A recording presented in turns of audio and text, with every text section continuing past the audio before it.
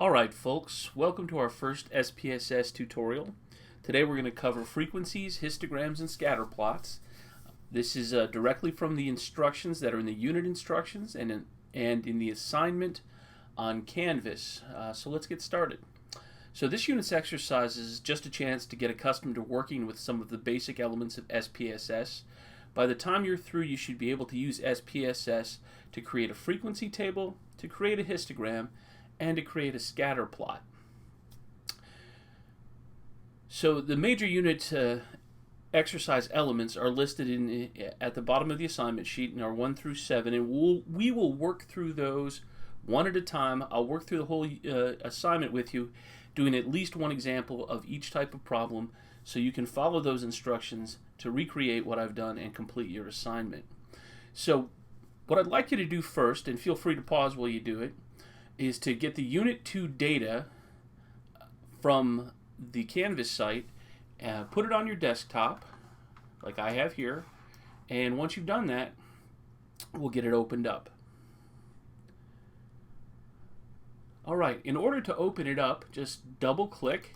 If you already have SPSS installed, it should open right up. It'll do a lot of funny jumping around with the windows for a second, and then it'll settle itself. If you get a message that says some obscure stuff about Unicode text, just feel free to X that out. It doesn't have any influence over how you do the assignment today. So let's start with the first steps beyond just opening the file, and that is to create a frequency table for the variable pets. So in order to do that, first let me orient you to the SPSS program and what you have here on your screen. Now, those of you who have a Windows computer rather than a Mac like myself, your look may be a little different, but everything's still located in the same places. Everything is still the same instructions. Should be very easy to find. So if you'll follow along, let me show you a few of the major elements. First, we have the data view, which is what you're looking at right now, and you should open automatically to that. If you have a slightly different font size than I do and you don't like looking at the small font, and it opens very small most of the time in Mac, and this is particularly a problem if you're working on a MacBook rather than on a full-size computer. Just go to the View menu and find fonts, and you can change to whatever you like. I'm going to go with 18 today so I can see and be seen. You might want to go with something smaller or larger depending on your preference. So here in the data view, we can see cases in the column here, right? And this particular data set has about 630 cases. As you can see here, 630 cases. Means 630 individuals responded to questions about these 5 variables. This first one is not really a variable, it's a case ID number. It's very handy if you want to organize the data or you want to sort the data another way and then get it back in its original form.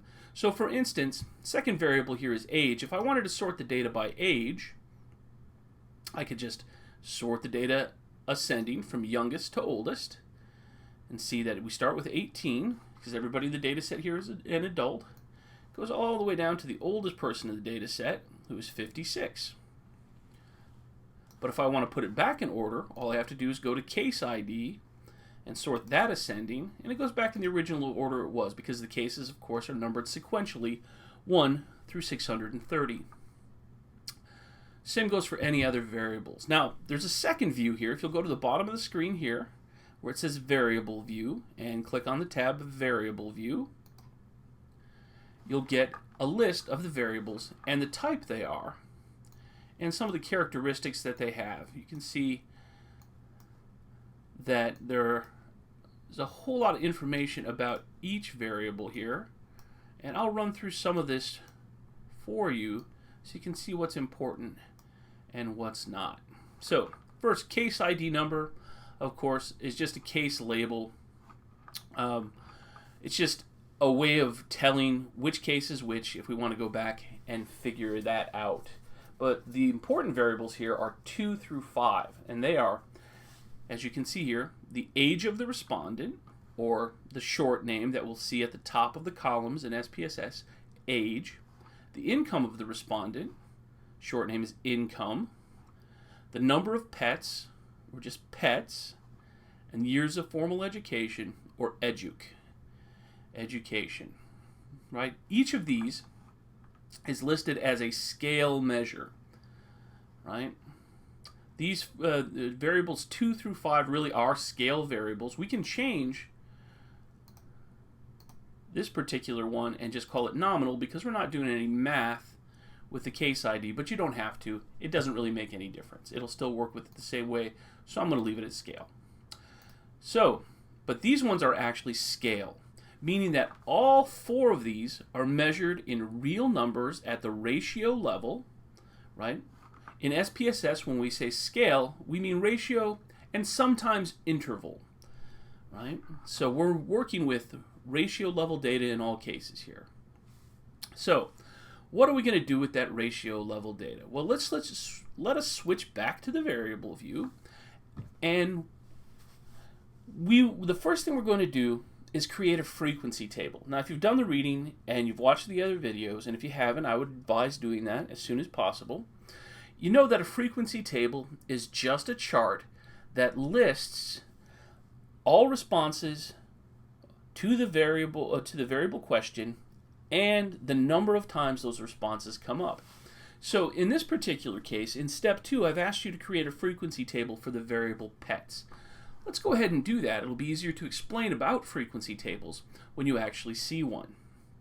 So we go, all right, here at the top, we find the menu that's the piece of the menu that says Analyze, then Descriptive Statistics, and Frequencies. Now, there's a box here that you have to check in order to display the table.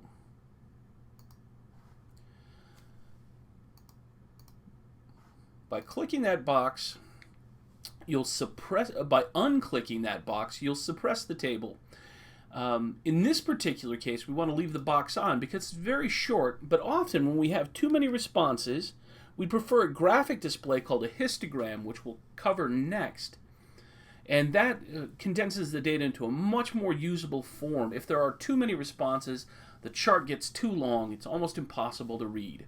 So let's begin with our pets frequency table by choosing the variable pets, adding it to our variable list, making sure that this is checked so we get a table, looking under charts, making sure nothing is checked there because we don't want any charts, and then push continue and hit OK.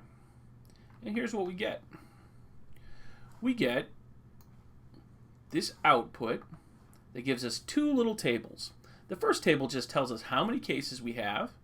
In this case, we have 630, as we know, with no missing data for the variable pets. Every person responded to the pets question. And then in the second table, we have our frequency table for pets. Now, these are the responses. People had from 1 to 4 pets, 2, 3, 4, and this is how many people had each of those numbers. Well, 166 had 1 pet, 155 had 2 pets, 154 had 3 pets, and 155 had 4 pets. And this is the percentage of the total for each of those if you're interested in that. The valid percentage just talks about how many of those were actually responses to the question, so how many count toward the final total. If we had a 0 response, these would be different. And then we have the cumulative percentage, meaning that if we add up 1 and 2, we get 51%. If we add up 1, 2, and 3, we get 75.4%. And of course, if we add up all 4, we get 100%. So that's a very simple frequency table. This is just sort of a step moving on to what we really want to talk about today, and that's the histogram. So you're going to want to save this table because it's part of your assignment. So you can, at this point, begin saving this by clicking on the save icon, choosing a location, I choose to save to the desktop so it's easy for me to find and to show you as we work, and then giving it a name.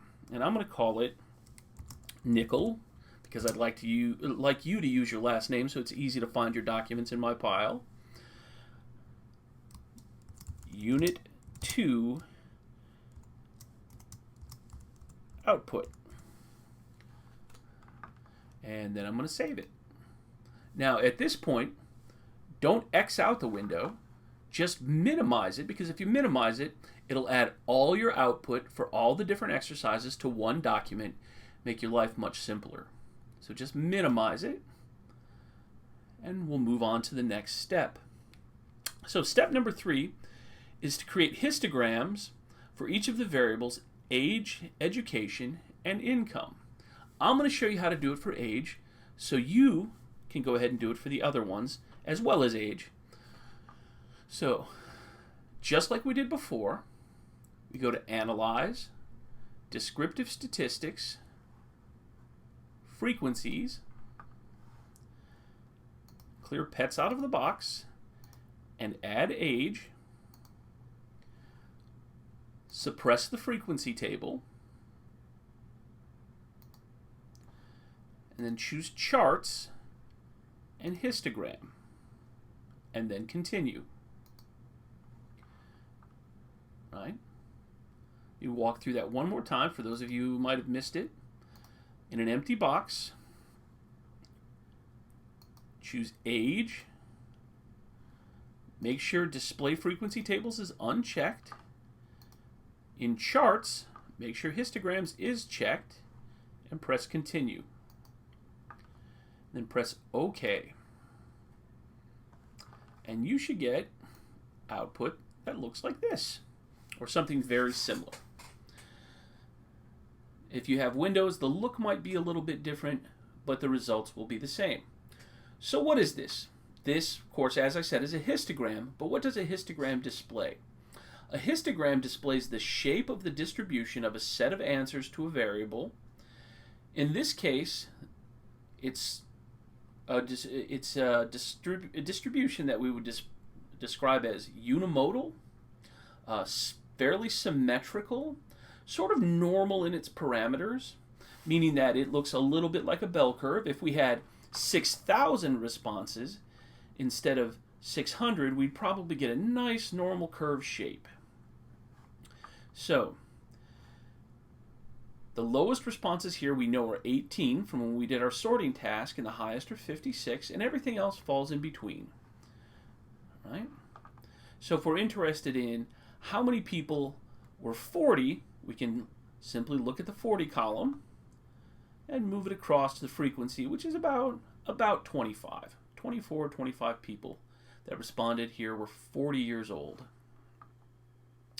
All right, simple graphic display of data makes it very easy to do a few things. One is to spot if you've made any errors in coding your data. If you have a serious outlier, an outlier is one of our vocabulary words. Remember, it's something that is a huge deviation from what we expect, that stands out and it's out there alone.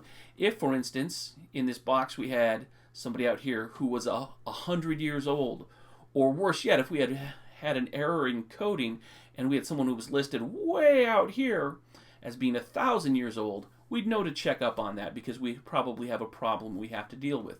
But in this case, nice, symmetrical, very clear distribution of the data. Okay, so you can go on and try the other variables for histogram, which are education and income, and we'll move on in the lesson to the next task, which is generating scatter plots. So feel free to pause, and when you're done, come back and we'll work out the scatter plots.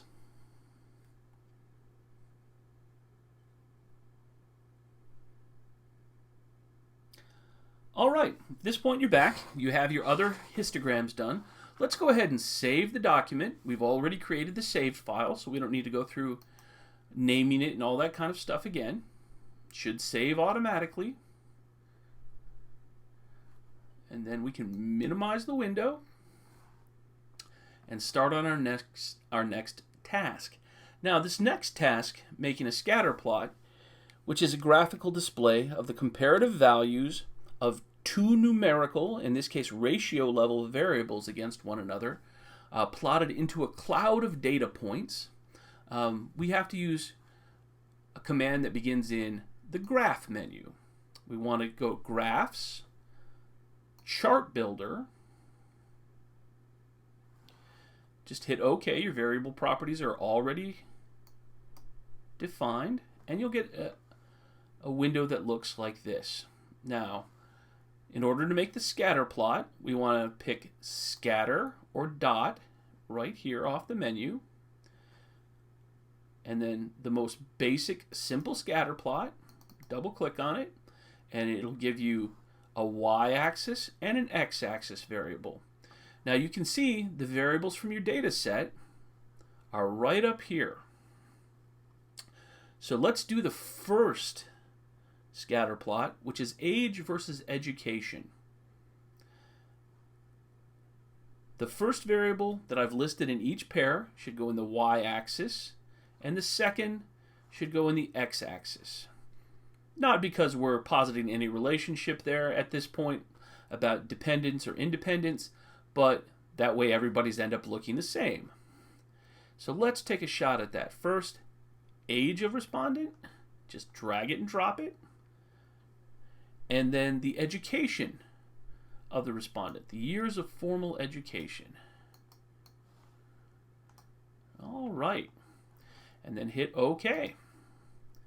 And you should get some output that looks like this. And as you can see, you can follow the age along this axis, the up-down axis, or what we call the y-axis. And you can follow the years of formal education along the bottom, or the x-axis. All right. So that's a scatter plot, right?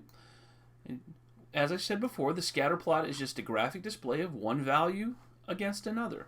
These become important later when we do correlations and regressions. For now, it's just a practice activity for SPSS, getting you used to using the program and making you comfortable with the tools that you have at your disposal. All right, at this point, you should definitely save that work, minimize the window, and move on to doing the other two pairs, income versus education and age versus income.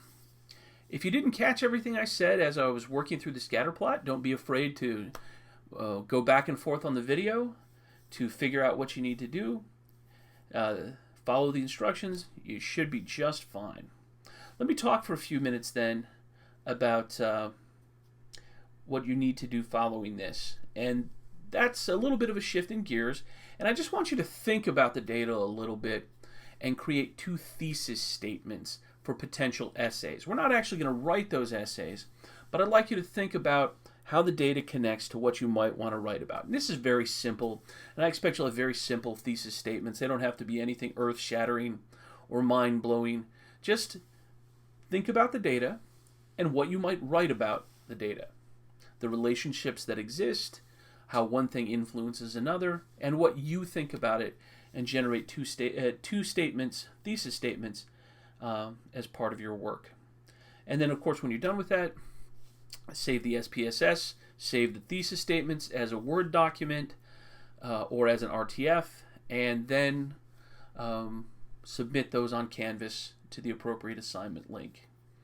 All right, as always, if you have any questions, please feel free to email me or post them on the discussion board, and should be good to go. And for those of you who need the extra time and the extra help, remember we have a lab again on at 10:15 on Monday morning until 12:15. I'd be glad to walk through this with you in person. So let me know if you need any help, and have a good weekend.